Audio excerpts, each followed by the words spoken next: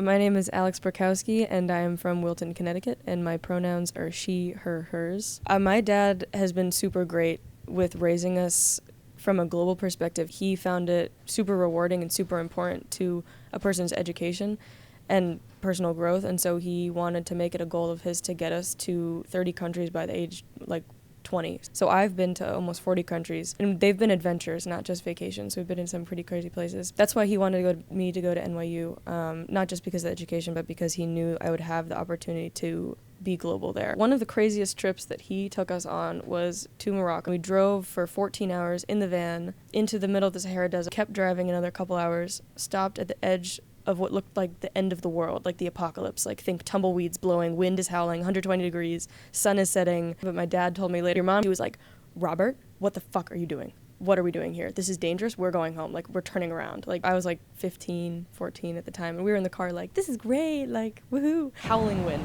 burning heat. We had to wear these like wraps over our face in the middle of sand dunes, like nothing over us. And I counted like 30 shooting stars that night. We went to Iceland. We're walking again in blinding howling wind, but this time everything's white, and you can't really tell what's up or down or left or right. What felt like a from birth desire to go abroad, because travel was such a normal and comfortable thing for me. There were no nerves and there was no tension. There wasn't really any feeling of homesickness when I was there, just because I had been looking forward to so long. It was such a seamless transition.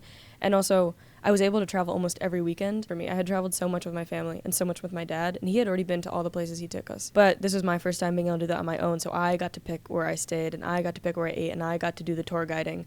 And I realized I'm actually pretty good at it, and pretty similar to my dad in terms of what I like to see and where I like to eat and where I like to stay. More food-based than my dad. I like to be a little bit of a foodie when I travel, and I think that's an important skill to learn, to be independent and to be able to figure things out on your own and to solve problems on your own. And I think you build a sort of trust with yourself. Like, I really learned to depend on my sense of judgment, to know that I would be okay no matter what situation I was in, that I could figure out all of the millions of train rides I had to take. I would always end up being okay. I'd always figure it out.